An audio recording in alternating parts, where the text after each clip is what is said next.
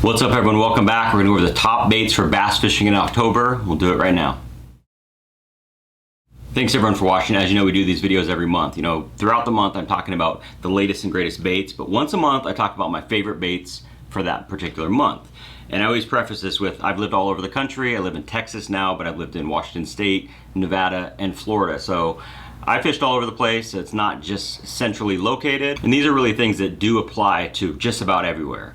Now, one theme this month for me, everywhere I fish, is bait fish. Things are changing, the water's cooling. Really, it's when the fishing gets really good in a lot of places, especially as winter starts to creep in. You get those cooler nights. Again, you get bait fish moving. So a lot of these baits are really heavily shad focused. That's what I'm looking for when I'm out on the water, is bait fish. That's really a good approach any time of year, but in October it is crucial. So these baits are really heavily focused on shad. Number one, and in no particular order, we're gonna go through 6 of them. I used to do 10, then I did 5, but I think 6 is a good number because I can never just narrow it down to 5. So we're gonna start with 6 a month. And number one, in no particular order, is a walking topwater bait, whatever you like. This is the one I've been throwing a lot recently. This is the skimmer, but I have so many favorites. You name it. I have Lucky Craft Sammy, the Strike King Sexy Dog, the 6 Sense Dogma, a bunch of just random baits, but this is one I've been throwing a lot lately in late September, and it's been catching a lot of fish, the skimmer. And this is a color called Ghost Sexy Shad. Really any shad pattern is gonna work. Any white, bone, chrome, anything that looks like a shad is gonna work. They don't get a really good look at it. Colors do matter at times, but mostly it's the shade and the silhouette and the color, in my opinion, or the kind of color, the broad type of color, shad profile or shad looking color. All those will work. Next one, frogs are great. Unless you're like somewhere that's really cold already, way up north, frog fishing is great. You could find any vegetation left over, or the vegetation that's, slowly receding. Frog fishing is great in October, especially in the southern states where they're clinging onto, different mat, hydrilla or whatever vegetation you have. A frog is great. And I like these, I like to switch to more of a white color. This is the Depths Slither K. Kind of a unique frog, but it doesn't have to be this one. Any of your favorite frogs. I throw a lot of the Spro frogs, the Strike King KBD Sexy Frog, but I like the whites and the silvers a little more this time of year. You can still throw any color, black, always works, but I just personally like a more of a shad pattern. Same with ChatterBaits, or in this case, this is a Strike King Thunder Cricket, which I think is a really good bait. I still like the jackhammer better, honestly, but this is a good bait. This is a new one that I've been messing with. This is the one with the rattle inside of it and a clear blade, but a shad pattern is the deal. And then just kind of a bait fish profile as a trailer, whether it's a fluke or any of those, straight tail minnow style baits are great on the back of it, but I really like a shad pattern chatterbait, or in this case, again, Thunder Cricket.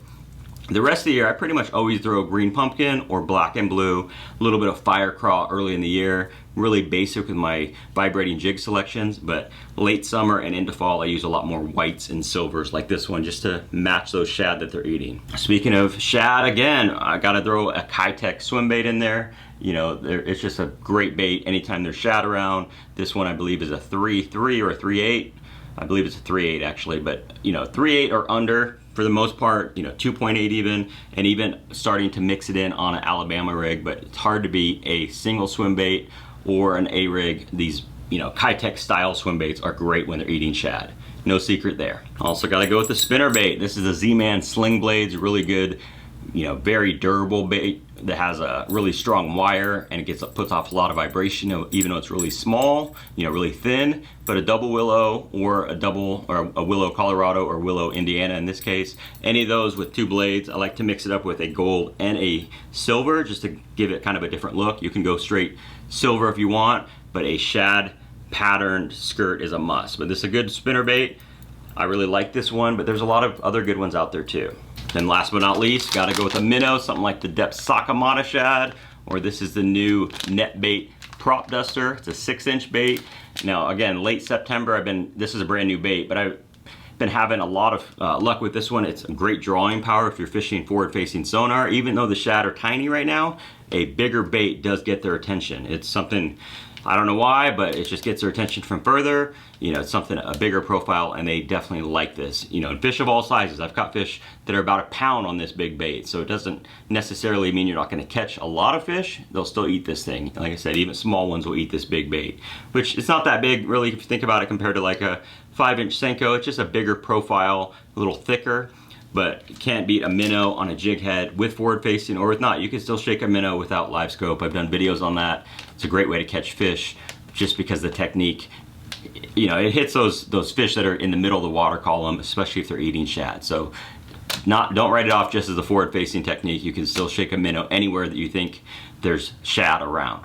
But yeah, that's my 6. Let me know what you think about my top 6. Again, very heavily shad focused. If you live somewhere like I used to live in Washington State with no shad, just switch all these to perch colors or bluegill colors. You'll be good to go. But yeah, let me know down below what you think of my top 6 for October, and good luck out there this month.